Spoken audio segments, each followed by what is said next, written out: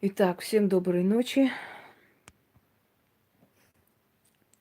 Давно не проводила прямой эфир из-за загруженности. Но вот сегодня решила все-таки провести. Вы знаете, друзья мои, мне кажется, что я уже столько сняла различных прямых эфиров об алтарях ведьм, о работе ведьмы, да, много о чем еще, о тонкостях вообще колдовского ремесла. Мне кажется, что уже темы не остались не раскрытые, но все же иногда освежаю, скажем так. Вначале скажу, что рекомендую вам смотреть «Алтарь и храм», прямой эфир. Значит, волосы мертвых, путы,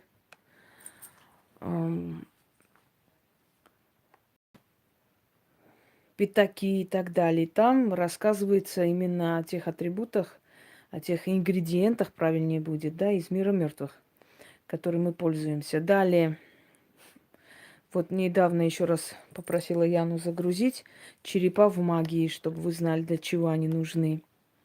Атрибуты. Потом есть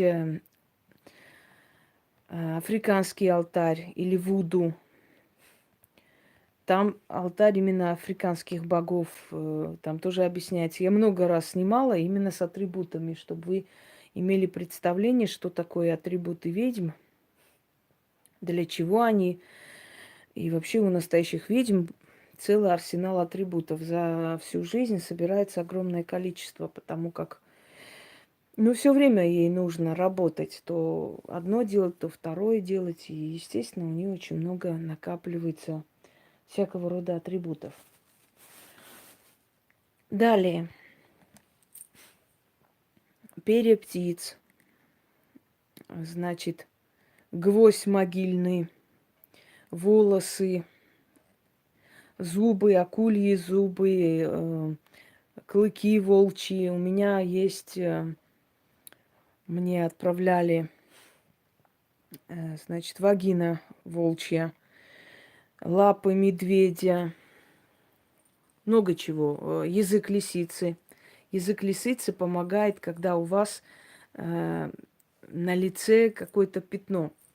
Вот пятно, которое появляется внезапно из-за пигментации, из-за какой-то болезни кожи необъяснимой.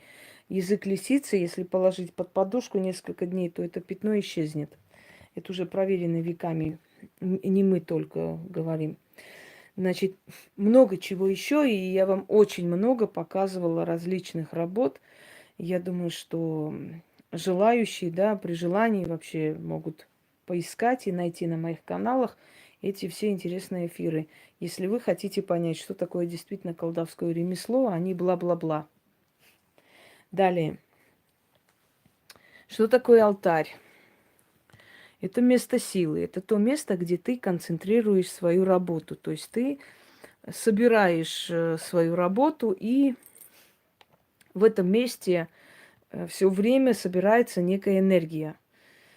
Можно ли переносить алтарь? Да, можно переносить и все такое, но мы сейчас говорим не про ваши алтари, а про ведьмин алтарь. Алтарь ведьмы разнообразен. Уже не раз и не два показывала, и атамы для чего служат, и камни для чего служат. Откройте, посмотрите, моя коллекция камней, так называется. И вот я, там различные есть ролики, а именно вот камни, как бы необработанные камни, которые мне отправлялись и отправляют, и я их приобретаю.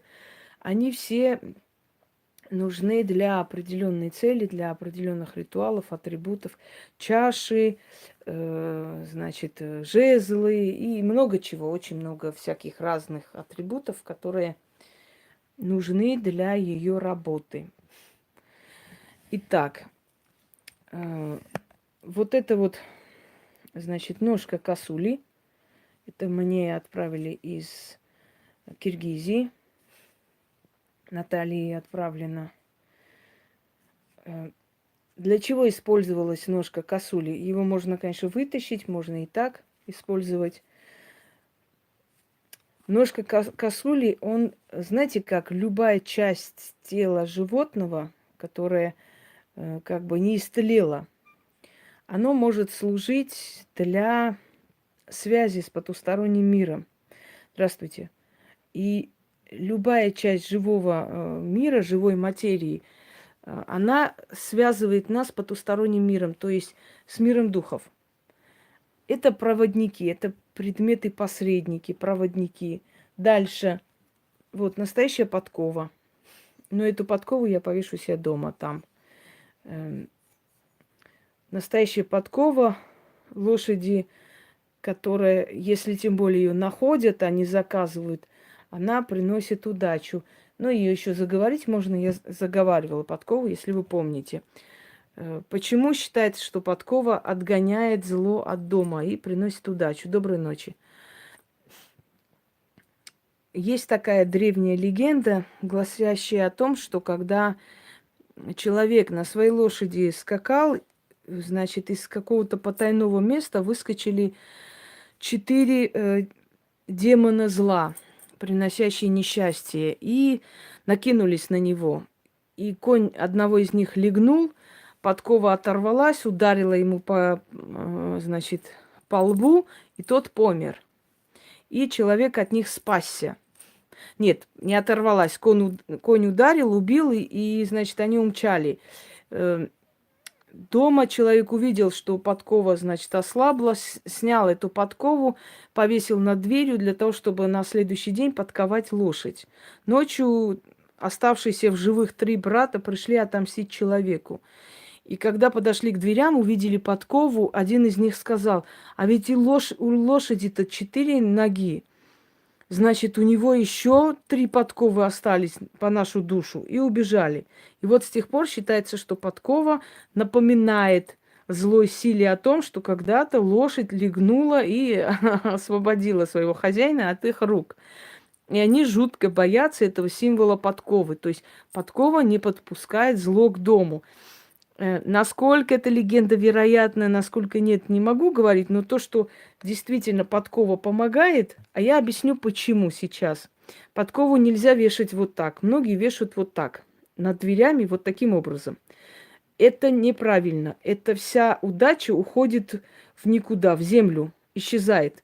Подкову вешают как чаша, вот так, чтобы оттуда небесная вот эта сила и энергия наполнялась в дом как чаша. Вот так надо вешать подкову. Если у вас дома есть подкова над дверью, перевешайте вот так, таким образом. Никогда не видели, как мусульмане молятся? Они руки вот так поднимают. Это намаха или намаз – это древний тип молитвы, обращения к богам, которые унаследовали восточные народы и перенесли в ислам. Они вот такую чашу делают руками, берут вот эту энергию оттуда и ею осеняют себя, то есть мажут себе по лицу. Они себя этой энергией наполняют, понимаете? Многие из них сами не знают, почему они так делают, но я вам объясняю. Вот создается некая чаша 2 руками, которая оттуда забирает энергию, а потом эту энергию, значит, наполняется сам человек. Вот подкову поэтому надо вешать, значит, вот таким образом, как чашу, которая будет наполняться сверху энергией и давать семье ту самую удачу. Дальше серп. Значит, для чего использовался серп? Для собирания трав. Травы собирались в определенный лунный день. Не всегда можно было просто собирать траву, и она бы служила. Нет. Травы вообще для колдовства набирают силу в определенные лунные сутки. И поэтому в определенные лунные сутки собирали, например, папоротник, в определенные лунные сутки собирали зверобой и так далее, и так далее. Вот.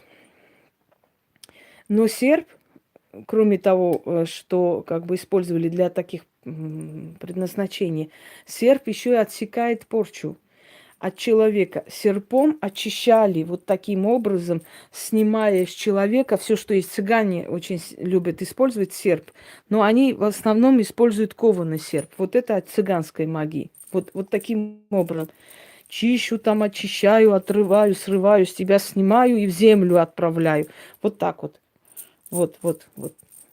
Такими движениями. Или от себя отсекали зло. Например, вот так вот от дома. Там становились возле дверей, да, выходили на перила. И вот таким образом, держа серп от себя, вот так отсекали злую энергию из своего дома. Поэтому серп принято считать один из атрибутов магии, очень сильный. Много атрибутов я вам показывала. Откройте, посмотрите. Там были и, значит, коготь, именно нож, коготь. Там были двусторонние ножи. Но уже показывала. Я думаю, что много раз показывать нет смысла. Здравствуйте. Так, значит, атамы или ножи, как бы с определенными животными материями. Вот это вот рог антилопы, дорогие друзья. Значит, рог антилопы, этот атам мне подарила Настя, отправила из Тулы. Почему использовали? То есть живую силу, живую материю живого существа, его энергию, да, его силу после смерти, и нож, то есть острие. Такими атамами, как правило, например, очищали энергетику человека, протыкали вольт, то есть вот куклу Вуду, да, вы знаете, но не только Вуду, вообще вольт. Могли вот таким образом, значит, убирать энергию. Мы не видим эту энергию, но она существует, она есть, и она реальная, действенная. А что потом происходит в жизни человека, вы видите воочию, да, и в хорошую сторону, и в плохую сторону. Дальше. Веретено. Дорогие друзья, все женщины, которые пряли на прялках, на веретене, они все удачно выходили замуж, они все были здоровые по женской части, и они все были плодовитые. Вот все ткачихи, все женщины, которые пряли, которые продавали пряжу, они все, как правило, были такие активные до конца своей жизни. Им по 100 там, с чем-то лет было, когда уходили. И они были здоровые женщины. И дом был здоровый, и полный. Как, мало того, что они сами своим ремеслом кормили семью, так они еще вот как бы сами по себе были сильные женщины. Почему так происходило? Веретено создает энергию, она все время кружится. Веретено считалось как вход в потусторонний мир. У меня есть ролик с веретеном, ритуал, я вам подарила. Он очень хорошо открывает дороги судьбы. Он дает определенную энергию в жизнь, активизирует стоячую энергию. Ой, почему, например, некоторые советуют дома этот... Вот, представляете, что творится? Советуют дома фонтанчики такие, да, держать, ставить. Потому что водоворот воды, постоянная энергия воды, движение воды, она не дает устоять, вот, не дает энергии в жизни отстаивать. Секунду.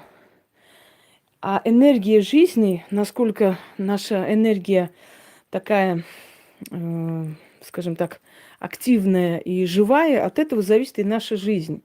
Когда в жизни все стоит, ничего никуда не двигается, нервы уже сдают, уже все как бы вот-вот должно уже случиться, ни черта не случается. Вот веретено, либо я говорила, если нет веретена, взять определенную такую, значит, оторвать от дерева, все, улетело, ветку, и провести ритуал, который открывает энергию, пространство оживляет, вот так вот. Веретено еще один из инструментов магии. Веретено убирали болезни. Веретено открывает, уже говорила, врата потустороннего мира. Дорогие друзья, вот так вот крутили женщины все время. И все время энергия рядом с ними была живая, активная. Понимаете, действенная. И они не могли ни болеть, ни голодать, ничего. Они все время энергию рядом с собой активизировали. Понимаете? Вот так.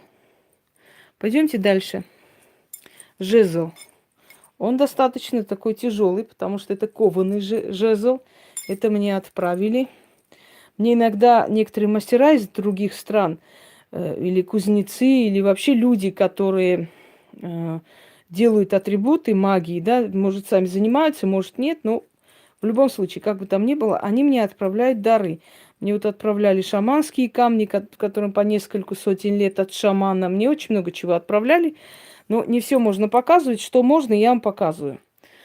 А остальное мне нужно для моих дел и работ. Вот, это называется жезл-игла. Я вам про жезлов уже рассказывала. Для чего нужен жезл? Жезл, дорогие друзья, направляет твою энергию. Вот таким образом. Это пришло к нам в основном из западной магии. Вот здесь как раз вот магии Запада, магии мужчины, жрецы Запада, они использовали жезл для направления энергии. В фильмах волшебных, видите, когда они друг на друга вот какие-то там шарики отправляют путем жезла. То есть вот этим, как называли, палочкой феи, да? Так вот, вот эти шарики символизируют энергию. Ведь энергия выходит в виде шаров. Мы же видим фантомы в виде шаров, да? Духи, фантомы, как правило, это шары такие, энергетические сгустки, сверкающие, разноцветные, всякие. Вот сгусток энергии вместе с рукой направляется, например, вот ты говоришь там какому-то человеку, да чтоб ты там туды. И вот ты вот этим жезлом показываешь на их семью, на их дом, направляешь эту энергию туда, куда ты хочешь. Ну, глупости не болтайте, палочка-выручалочка, херню не говорите, пожалуйста, ладно? Не надо вот сравнивать атрибуты магии с какими-то детскими играми. Это может оскорбить силы. С другой стороны, жезл служит как игла. Игла. Это для определенных работ, связанных с вуду. То есть вот так вот бить вольт. Вот. А еще есть другой момент, когда этой иглой ты просто направляешь свою отрицательную энергетику в разные стороны, представляя врагов, фантом врага. Ну, это относится к боевой магии, об этом я как-нибудь еще поговорю с вами. Другой тип жезла, это уже более такой креативный, красивый жезл. Это называется... Ой, все. Роза черной королевы, вот что-то в этом роде называется. Это жезл. Ну, просто как бы красиво сделано, точно такое же предназначение.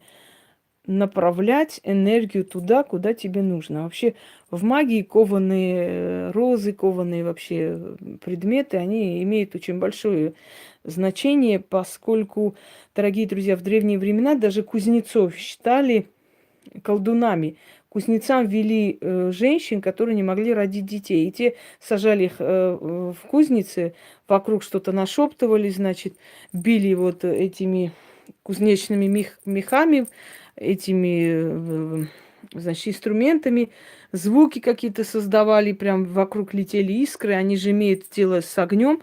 Считалось, что сначала считали их поклонниками бога Гефеста, потому что Гефест дает это все. Чего? Какие завитки? Где? А потом начали считать, значит,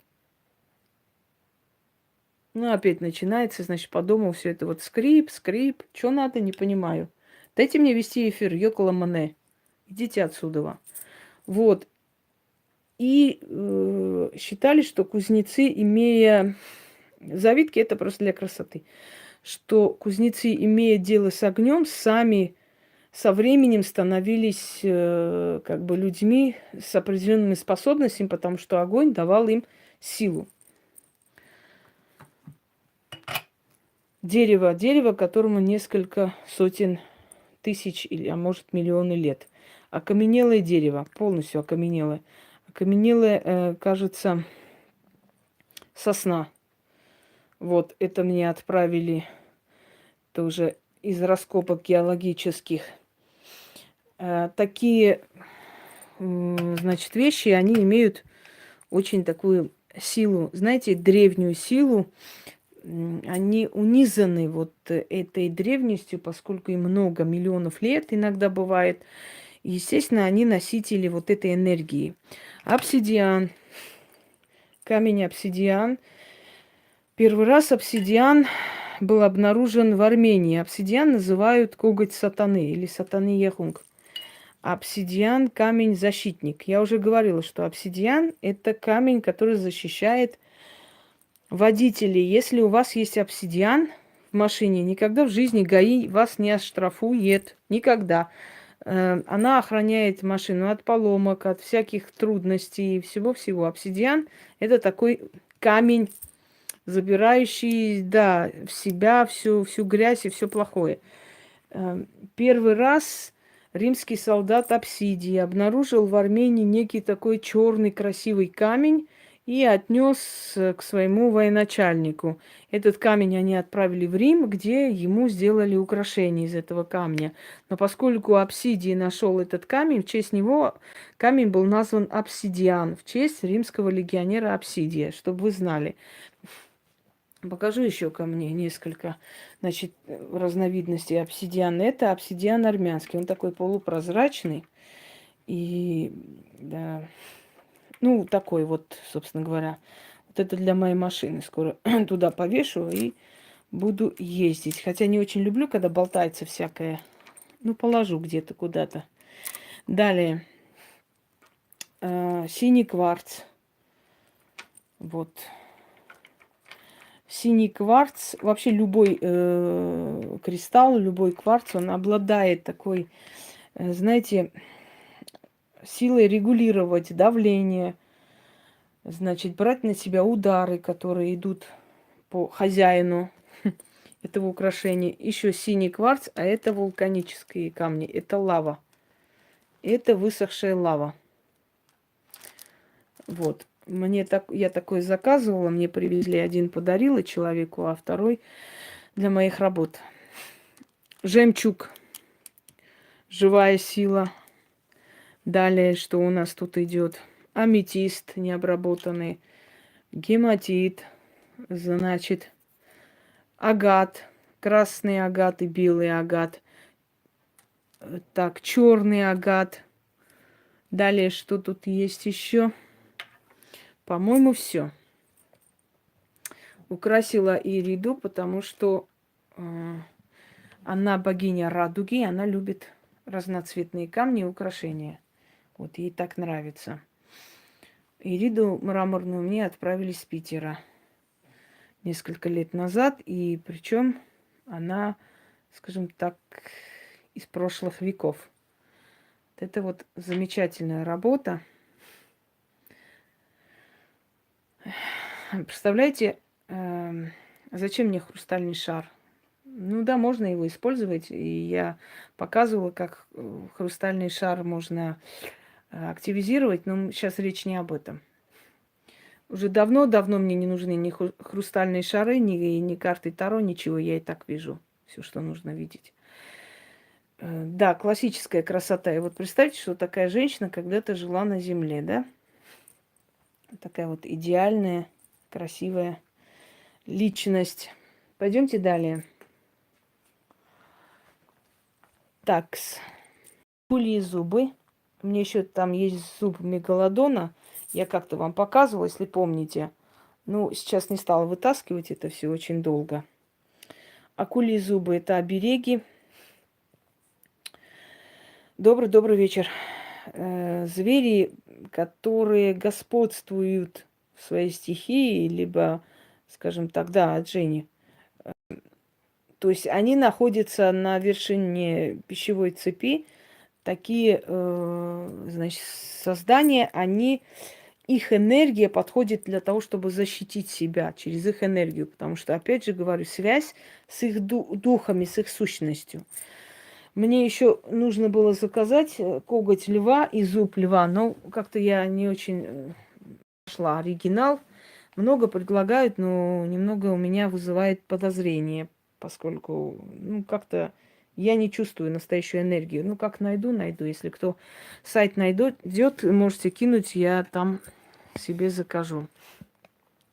что мне львиное как бы тоже очень необходимо для работы, особенно учитывая, насколько это непобедимый зверь. Так, сейчас, секунду, я поставлю и с вами продолжим нашу беседу. Далее.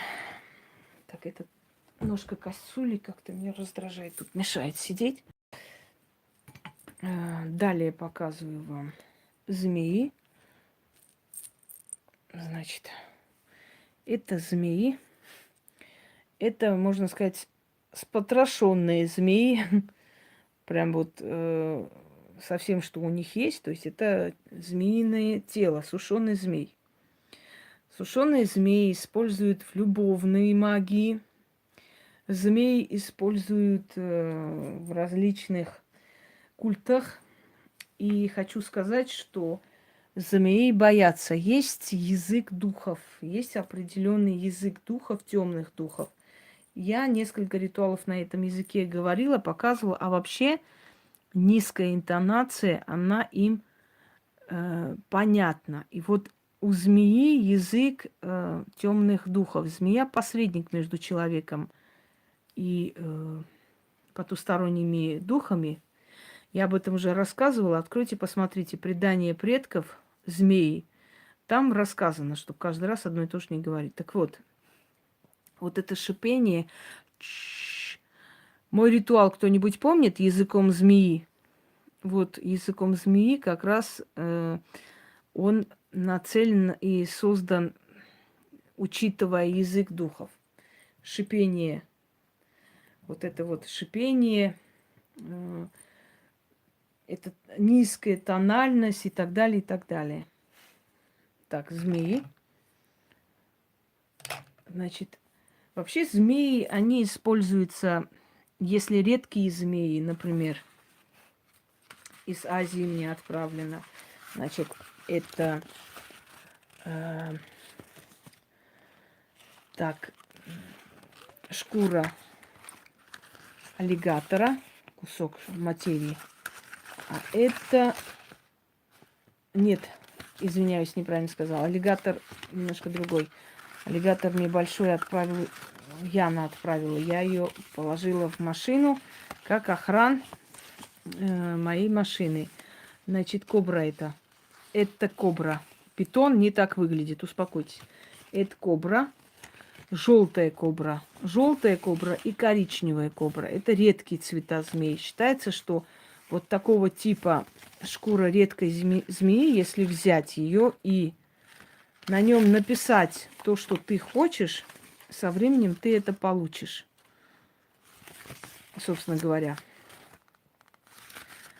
Змея-посредник, змея передает потустороннему миру твое желание.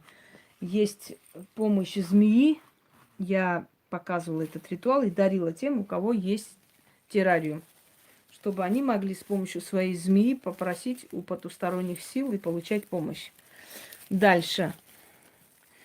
Это питон, выползок. Скорее всего, это азиатский питон. Вот. А теперь я вам показываю иероглифовый питон, который считается самый большой вообще. Вот это вот змеиная шкура, приобретенная мной. Ой, сейчас извиняюсь, положу куда надо. Вот она. Я на фортуну повесила, но я надеюсь, она не обидится. Значит, это у нас иероглифовый питон, один из самых свирепых.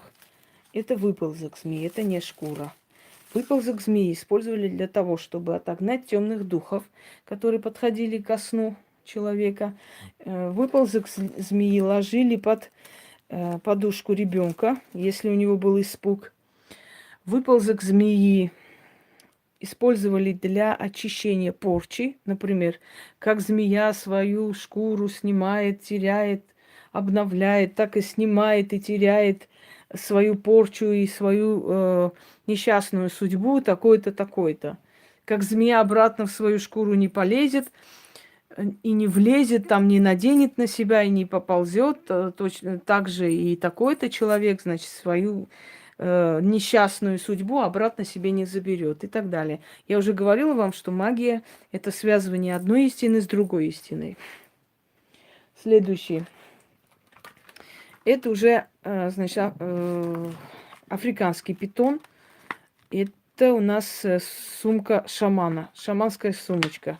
У меня была еще такая тростниковая жаба, сумочка такая маленькая. Я подарила кое-кому, который сегодня сидит, гавкает на меня. Вот я ей подарила эту тростниковую жабу, сумку, такую красивую, необычную сумочку из жабы. Ну, нехай подавится, как говорят на Украине, этой жабой, чтобы она сама жабой превратилась. Ладно, хрен с ней. Пусть жрет. Единственное, о чем я жалею, что я ей подарила дургу. Это была моя любимая статуя. Я ей подарила как защиту для женщин дургу. Вот единственное, чтобы я у нее отобрала обратно, не украшения, ни деньги, ни помощь, которую я ей оказывала. Вот дургу. Потому что я очень пожалела, что я подарила этой особе дургу. Вот это все, что я пожалела. Больше ни о чем не жалею. Так, пойдемте дальше. Значит, да, чтобы она сама расквакалась. Ой. Так. Жаба перуанская. Так, пойдемте. Значит, спасибо. Коготь рыси. Рысья коготь. Пользуясь случаем, я хочу сказать спасибо Зухре, которая из Казахстана отправила мне коготь волка. Коготь волка спас жизнь не только ее сестре, но и еще девушке, которые сделали недавно пересадку сердца. Нет, есть у меня дурга. Почему? У меня много статуэток дурки. Просто та дурга мне была подарена, и она была такая маленькая и, ну, просто вот, как бы сказать, очень сильная моя любимая статуя. Ладно, забудем. Так вот, вот с помощью когтя волка из Казахстана. Не надо ус, ты же не Сталин усы мотать. Этот волк спас еще жизнь этой девушки, которая, значит, которой пересадили сердце. Знаете, некоторые дебилы написали, мол, а что, врачи там, это разве не заслуга врачей? Никто не умиляет заслугу врачей. Мозг свой откройте, пожалуйста. Никто не говорит, что врачи здесь ни при чем. Естественно, это профессионализм высший, профессионализм врачей. Нет, пока нельзя. Спас ей жизнь. Это понятное дело. Но дело в том, что операции пересадки сердца, основное количество таких операций, значит, как правило, неудачные, потому что сердце не воспринимает чужой организм, не живляется, понимаете? А тут не было шансов вообще почти. Она шла просто на риск, потому что ей терять было нечего. А это молодая, красивая девушка. И сами понимаете, что, естественно, ей хотелось жить. Ее спасли африканские боги, скажем так, потому что просьба была к африканским богам. И вот когда сердце согласилось работать, сердце принялось, вот это заслуга магии. Как вы не можете понять, что никто себе не приписывает заслугу врачей? Врачи сделали свою работу отлично, и честь им и хвала. Но когда ты убираешь смерть с дороги человека, привет, Настя, когда ты просишь за человека, когда ты усиливаешь организм и с помощью потусторонних сил возвращаешь человеку жизнь, вот это уже заслуга магии. Так вот, коготь волка Зухри спасли жизнь и ее сестре, и этой девушке. А я объясню почему. Потому что в Казахстане есть такое место, пещеры духов называется. Есть, и пока есть улучшения, сейчас пока не будем говорить. Есть некие улучшения. Так вот, значит, в Казахстане есть определенные такие пещеры, места силы. И в этих местах водятся волки в том числе. И вот у этих волков особая энергия, видимо. Потому что с помощью именно этого когтя волка, у меня есть и другие когти волков, вот он, и клыки есть и волков, и когти волков, все что угодно. Но именно вот коготь, который она отправила, спасли жизнь ее сестре и не только. Так что спасибо ей большое. И в этом и ее заслуга есть. Если бы она не отправила, может быть, ну, получилось бы, но, может быть, не так хорошо, как обычно, потому что это сыграло решающую роль. Значит, волки, которые живут в долине духов, они как проводники в долине духов. Это у нас сушеные лягушки. Вы, конечно, видели, как ведьмы кидают сушеные лягушки в свое зелье, да? Оно не, на самом деле реальность существует. Сушеные лягушки кидаются для того, чтобы, значит, убрать смертельные болезни. Потом это зелье, может быть, и пьют. Есть такое, что пьют, но в основном такие зелья, они, знаете, как их натирают волосы, ими моют просто тело, то есть купают, выливают воду, перемешивают со всей водой и купают человека, возвращая человека к жизни. Так что лягушки тоже играют особую роль в таких определенных ритуалах, высшей церемониальной магии. Далее пойдемте. Зеркала. Это у нас вогнутое зеркало. Помните, вогнутыми зеркалами некоторые профессора проводили эксперименты на севере. И вот они огромного размера зеркала, там, значит, несколько там метров, чуть ли не четырехэтажные дома, вот эти зеркала собирали воедино и как бы создавали некий коридор. Так вот, люди, которые жили там, в этой деревне, сказали, что у них начались жуткие боли, что у них начались какие-то звуки, какие-то движения в домах и так далее. Портал. Зеркало, да, зеркало Козырева. Зеркало открывает портал. А теперь вспомните, как мы в детстве вот машины там из фар, старые фары, где валялись, мы брали эти зеркала, подносили к глазам, долго так смотрели в эти зеркала и видели всякие разные фигуры. А потом у нас даже перед глазами какие-то эти пробегали фигуры. Так вот, у Нострадамуса было такое помещение зеркальной комнатой или зеркальное яйцо, потому что такое круглое зеркальное яйцо было в потайной комнате, куда он заходил, садился и некоторое время проводил там, после чего выходил и начинал, значит, что-то там писать. И вот он выходил и писал свои предсказания, что он видел в этих вогнутых зеркалах. Зеркала – это вход в потусторонний мир, а вогнутые зеркала простому человеку очень опасны. Теперь скажу один такой секрет, интересный для практикующих людей. Она усиливает интуицию и помогает лучше, как бы сказать, раскрыться в своем ремесле, если вогнутое зеркало положить на лоб, вот в области третьего глаза, то есть переносицы, и держать минут 15-20, потому что там находится, собственно говоря, третий глаз, который вы не видите, но он есть. Это связь с космосом, это выход информации из мозга и прочее, прочее. Вот он усиливает этот третий глаз, именно вогнутое зеркало. Пойдемте дальше.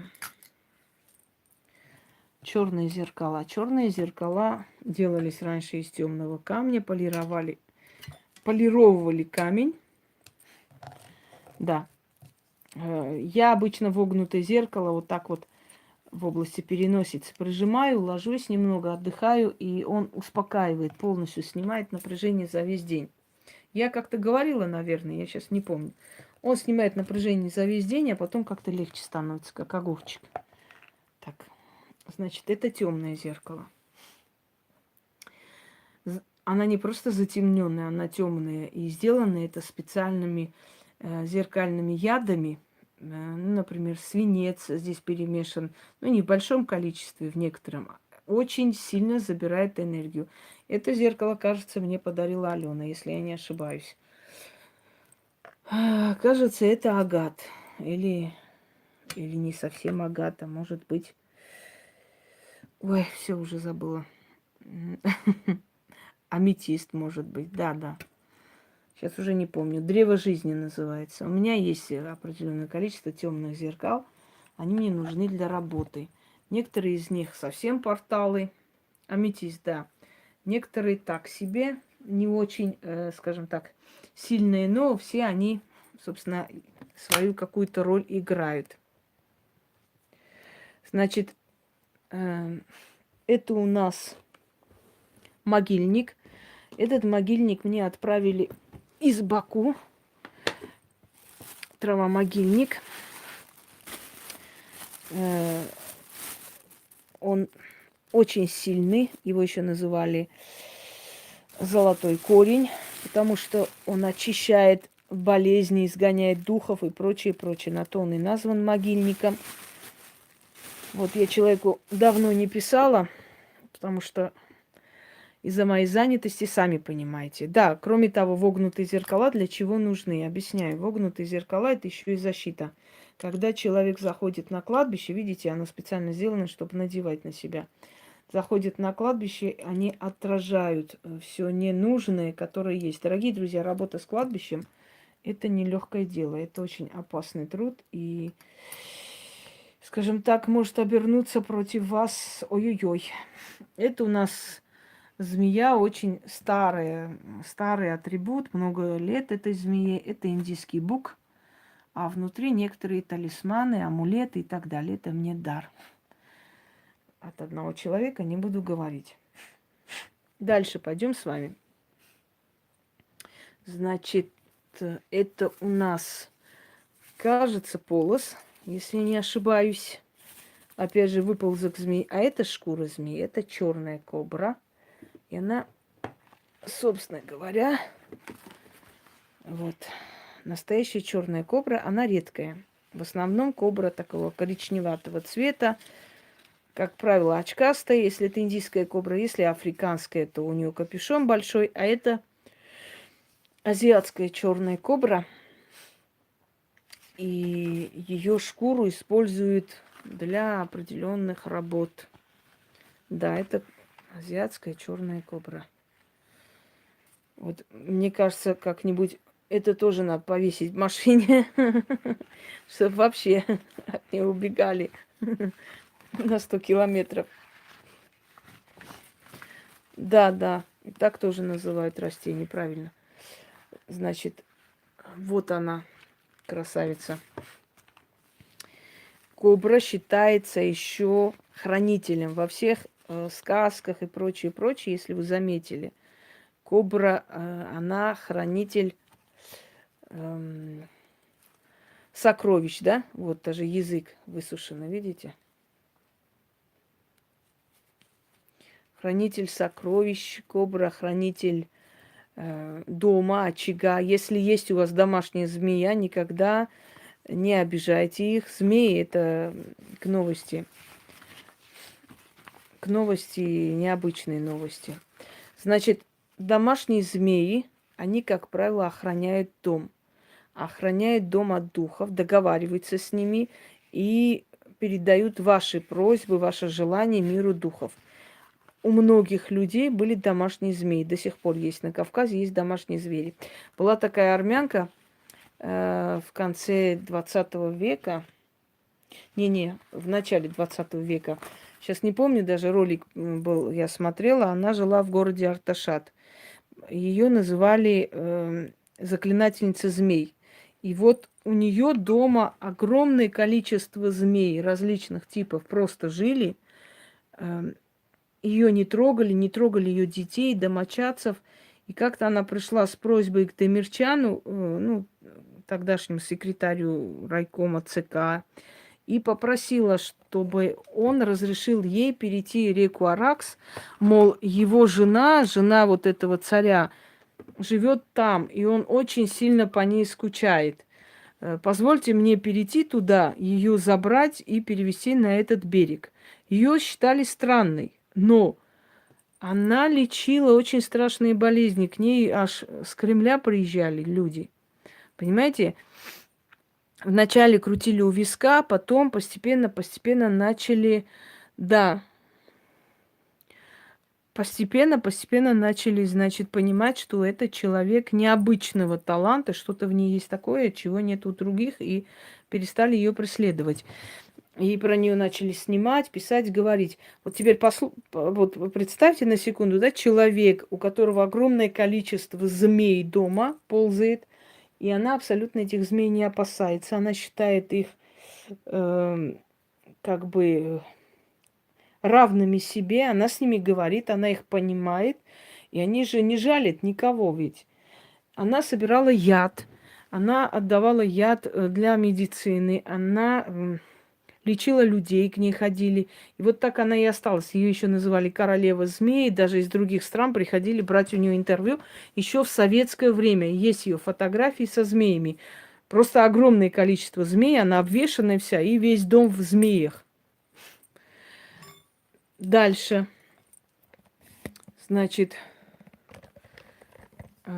показываю перья в магии.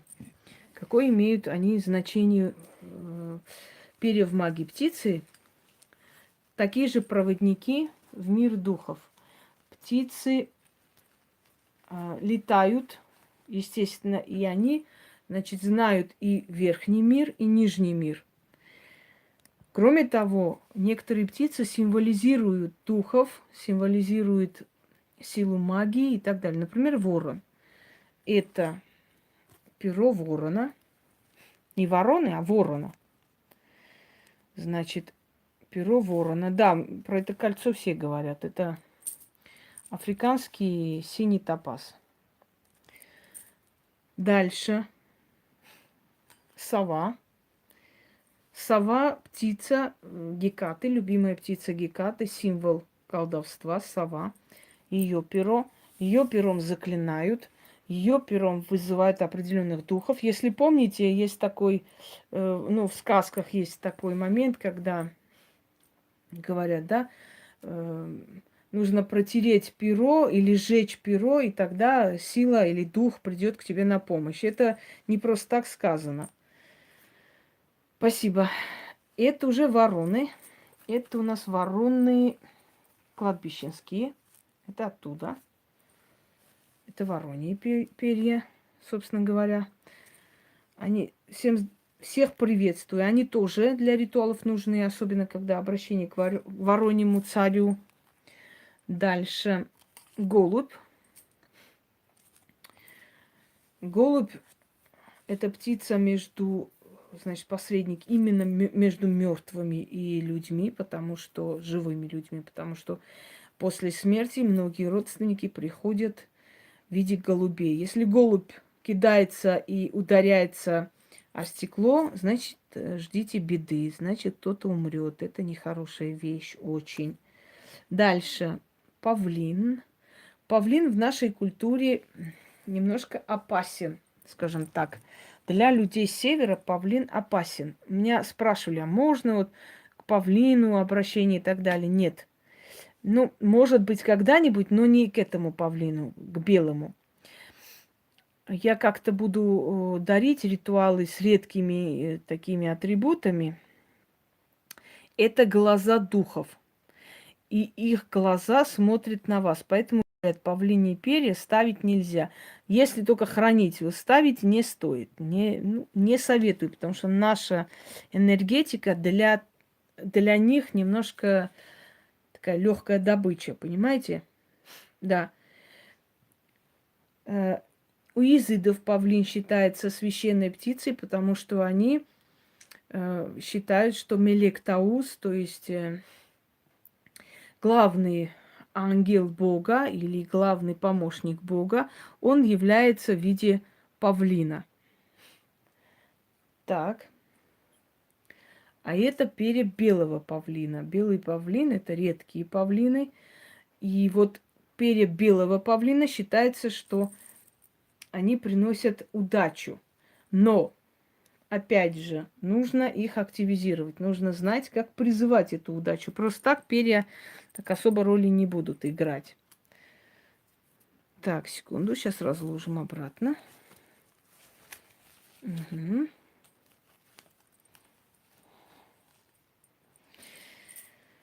Так, что я еще не показала? Так, пойдемте далее. Значит, атрибуты, которые мне переданы людьми, дорогие друзья. И я им за это очень благодарна, потому как это семейные реликвии, которые мне передали.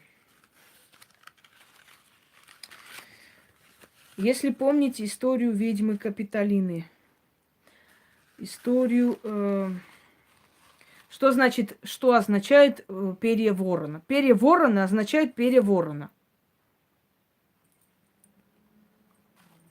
Вот что они означают. Больше такую ерунду не пишите, пожалуйста. Давайте чуть-чуть сейчас уберу. Не стоит. Еще раз говорю, для нашей культуры павлиньи перья немного опасны. Так, сейчас место освобожу чуть-чуть, чтобы показать вам другие реликвии, можно сказать. Их по-другому не назовешь, потому что они переданы мне ведьмами. Ведьмами ушедшими, но сильными. И я вам объясню, почему они переданы мне. Потому что, во-первых, такие атрибуты не должны просто так на месте стоять, они должны работать. Вот.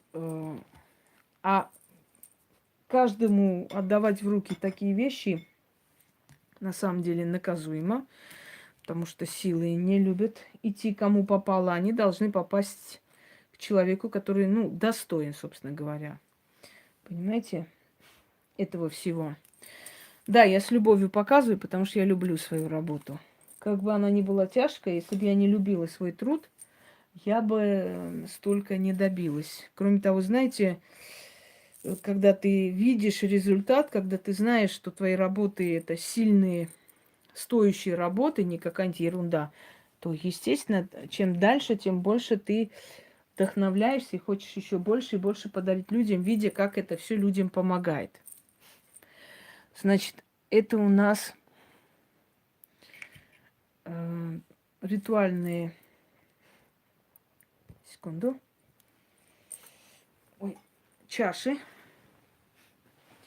Они, как видите, уже старые. Звали эту женщину Капитолина. Мне передали от нее черные иконы. Эти ритуальные чаши. Значит, много чего еще. Что за Давид? Не вижу что-то никакого Давида здесь. Ой, да, пускай карает ваш Бог меня. Давай. Значит, давайте коротко расскажу. Мне переданы ее черные иконы, ее атрибуты, ее вдовий платок. Еще кое-что, о чем я говорить не хочу. Но почему, что случилось с этой женщиной? С этой женщиной случилось следующее.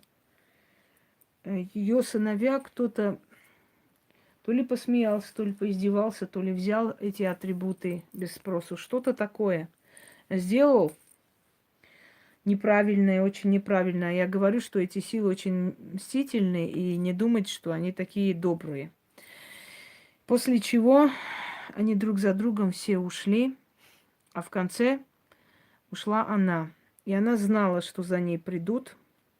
Она отправила подругу, не позволила ее ночевать у нее, хотя никогда такого не делала. И спокойно ушла в мир иной. Да.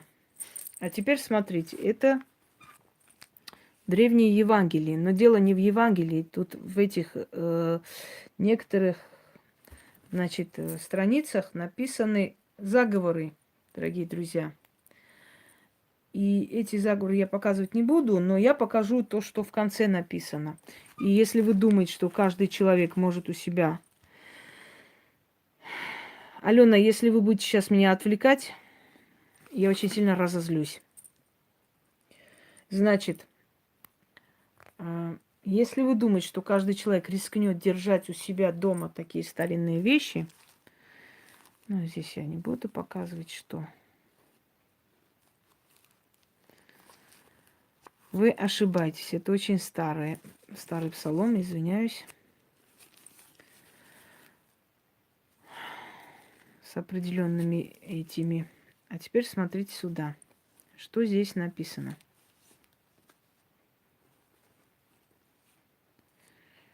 Она написала здесь дату своей смерти, когда она уйдет. Видите, день Пантелеймона. Август. Вот она. Она зафиксировала дату своей смерти. Это раз. Жутко, да? Понимаю. Теперь смотрите. 19 ноября, кажется, будет что-то такое, похороны, что ли, или будет поминание Юры. Юлик умер 19 ноября 1971 года. Дальше читаем. Это ее дети. Вова 1 сентября 1972 года. Гаврил умер 9 ноября. Не видите закономерность? Друг за другом ушли. И причем почти даты одни и те же. Ноябрь, сентябрь, ноябрь и так далее. 73-го года. Да, каждую осенью она отдала по одной жертве. Только из-за того, что затронули ту, или вынесли ее эти старинные черные иконы, или надругались, или что-то не то сделали, все ушли. А здесь зафиксирована ее смерть. Она написала и оставила. Вот эта реликвия передана мне от Капитолины. Есть другая реликвия из Питера. Я показывала вам. Галина отправляла своей бабушке черную икону. Значит, да, тоже 9-го. Черную икону отправляла Галина из осадного Ленинграда. Только вот эта черная икона помогла ее семье и бабушке выжить. Мне отправлено это все. Значит, редкое вообще издание, книга Аль-Хиджри или книга джиннов. Я не хочу сейчас это открывать, это не надо вам. Потому как здесь очень много таких жутких подробностей. Только одно вам покажу. Ктулху, которые некоторые идиоты смеются, дорогие друзья, образ Ктулху не с воздуха взят. Это древний бог бездны. И образ Ктулху взят именно из древних записей Аль-Хиджри или книга джиннов. После чего создан образ Ктулху. Но это не художественный персонаж. Это реальный бог темной сферы, темного хаоса, бездны. Теперь читаем. Видите? Безумный бог хаоса. Да освободит меня Ктулха, который переделали под Ктулху. Хотя его и так называли Ктулха. Сколько раз вы тут прочитали Ктулха? Много раз, правда? Вот про этого бога бездны идет речь, чтобы вы знали. Но вам это не надо знать. Это такая не очень... Знаете, каждая... Как вам сказать? Каждая информация, она приходит не из ниоткуда, а из определенных сфер. И за нее есть большая плата. Чем меньше вы знаете, не зря сказано, мало знаешь, крепко спишь. Именно поэтому. Потому что когда ты что-то знаешь, когда ты пересекаешь грань между этими мирами, то обязательно с тебя очень большой спрос. Вот поэтому, дорогие друзья, люди, которые видят потусторонний мир, боятся кому-то рассказывать. Никому не рассказывают, могут перед смертью рассказать и уйти. Или у них, скажем так, отключается что-нибудь, то есть или они не имеют, или слепнут некоторое время, потом они понимают, что если они лишнее скажут, да, они будут наказаны и молчат. Вот поэтому и говорю, меньше информации о таких древних вещах, и лучше будете спать. Это дар от другой ведьмы. Я вам показываю. Это отправлено семьей. Извиняюсь. Здесь, неправильно опять. Здесь, дорогие друзья, сохранены вот несколько листочков книги, которые, собственно говоря, из-за древности, да, порвались, и люди сюда очень бережно сохранили в таком вот карманчике, реставрировали книгу. Я открою вам и покажу, какой год. Сейчас, секунду, здесь есть, да. Ой, извиняюсь, представляете, вот реально правда. Правда, что она очень древняя. Сейчас я вам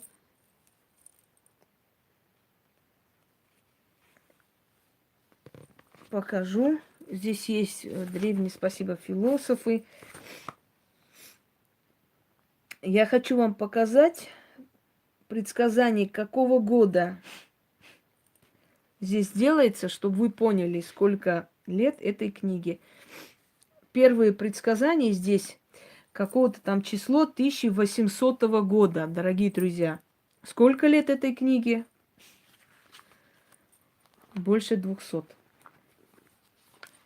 Так. И причем предсказания здесь сделаны, когда, вот смотрите, Америка, готовятся невообразимые вещи. Это 1800 год. Я вижу, как она высаживает в земле язычников, переходит из одного племени на другое, распространяет эти сочинения и так далее. Все, что здесь описано, в итоге случилось. Я просто хочу вам дату сейчас показать, чтобы вы увидели, на какой год эти предсказания делаются. То есть, если учесть, что предсказание для следующего года, это значит, этой книге больше 200 лет. Сейчас, секунду. Вот смотрите. Значит, тайна руки. Видите? И здесь объясняется, это особый вид хиромантии. Дальше. Жилистые мясистые руки означают сильного человека, но если кожа на них только мясистая и не жилистая, в таком случае означает флегматика, ленивца. Необыкновенно длинные руки означают высокомерие и мелочность. А это правда. Люди, которые мелочные и вот такие, знаете, с мелкой душонкой мужики, у них всегда такие длинные пальцы и такие вот неприятно такие тонкие руки. Не замечали? Их вот такие вот женственно тонкие руки и вот прям дрожат, вот такая тварь дрожащая. И они очень мелочные, гнусные натуры.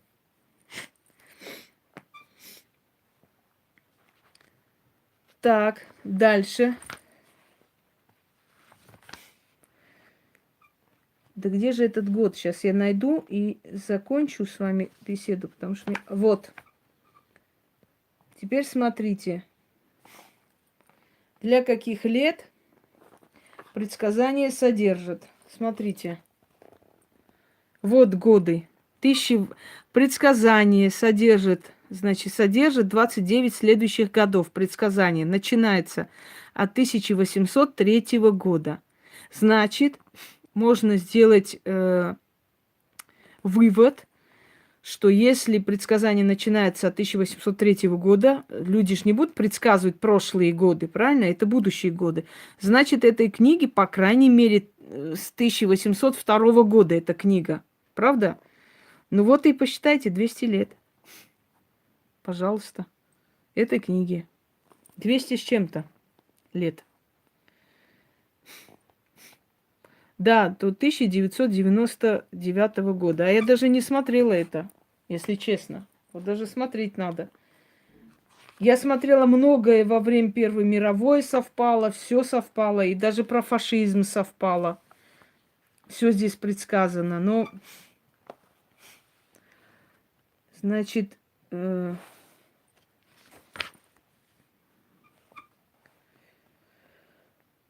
так. Здесь есть еще древние русские заговоры очень сильные.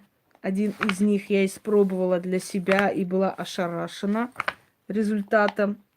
Знаете, век живи, век учись. Все эти древние навыки, все эти древние знания, они, как бы ты ни был там, скажем так, знатоком, да, в любом случае.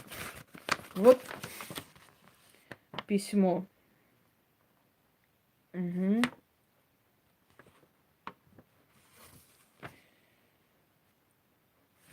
Да, это...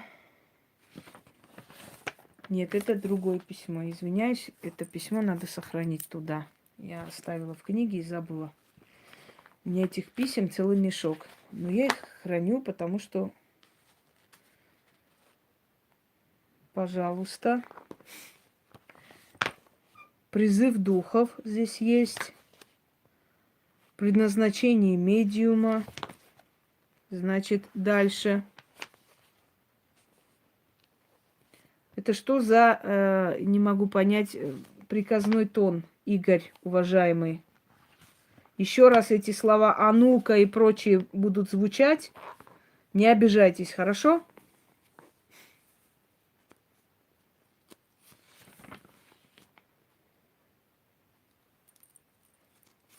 Так. Вот, смотрите. Раз уж вам цифр, то есть шифр или как там, интересно. Предсказание общее. Видите? На старорусском еще пока. Не старославянский, но старорусский. Весна холодная. Деревья расцветают поздно. Увидели алфавит? Как раз того века. Эти все уже, скажем так, буквы, и звуки, и звучание, и наречия, это уже давно, уже пройденный этап, уже все убрано. Предсказание частичное. Великая перемена в некотором знаменитом государстве, новый образ правления в некой республике, славное побоище, великий государь воцарится. Это про кого сказано? Мне там интересно знать. Это какой год у нас? 80 какой-то год. Нужно вспомнить, кто там воцарился и что там новое было. Славное побоище. Может быть, про английских монархов.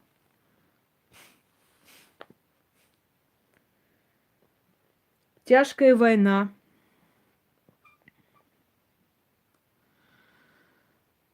Есть силы музыки, и музыка или танец, это все ритуальный призыв духов.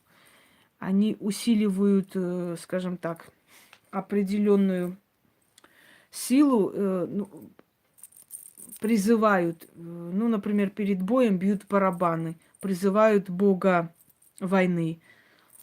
Конечно, есть. Откройте «Призвать музу», мой ритуал, и увидите. Так. И так далее.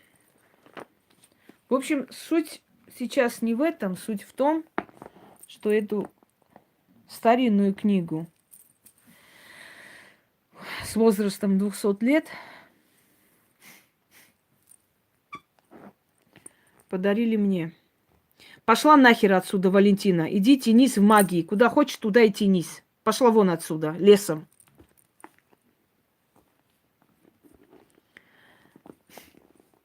Да. Перед последней формой русского языка. Какая к черту разница? Пошел вон отсюда, Игорь Батькович. Свободен. Реально задолбал придурок. Значит так, дорогие друзья. Я уже рассказывала и очень много показывала, в принципе, про атрибуты, про метлу в магии, про атамы в магии, про жезлы в магии, много-много иное.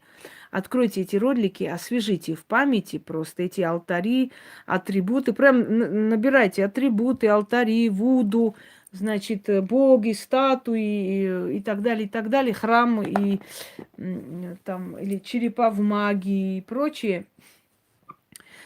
Освежите в памяти, потому что это вам нужно для того, чтобы составлять общую картину о магии, и что мы делаем, чем занимаемся, для чего это надо и прочее, прочее.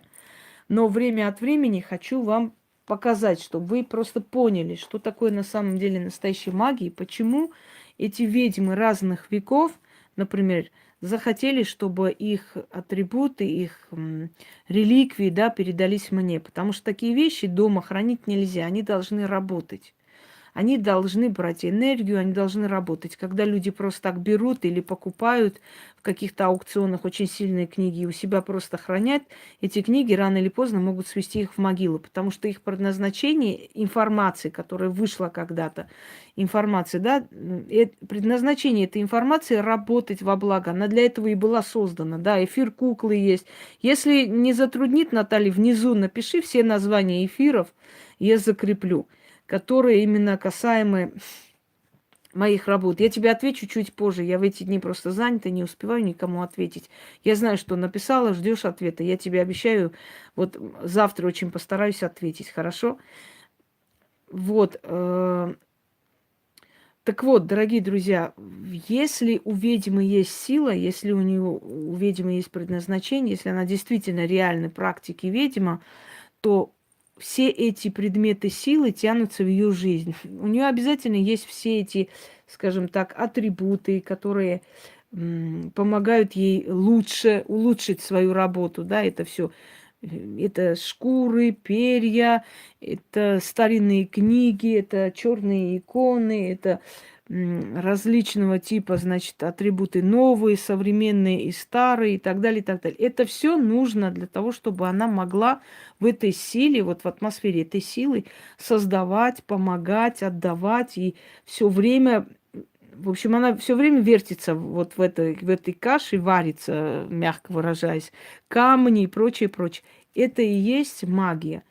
Волосы мертвецов, пятаки с глаз мертвых, про них тоже стоит написать волосы, путы от мертвецов, которые могут помочь человеку, когти, лапы, шкуры, где-то даже чучела животных, которые дают силу, да, значит, чуры их называют, или статуи богов, поклонения, в которых вселяется сила, которую призывают, и много чего еще. Это все нужно. Чем больше ты как бы внедряешься в эту работу, тем сильнее ты становишься как практик.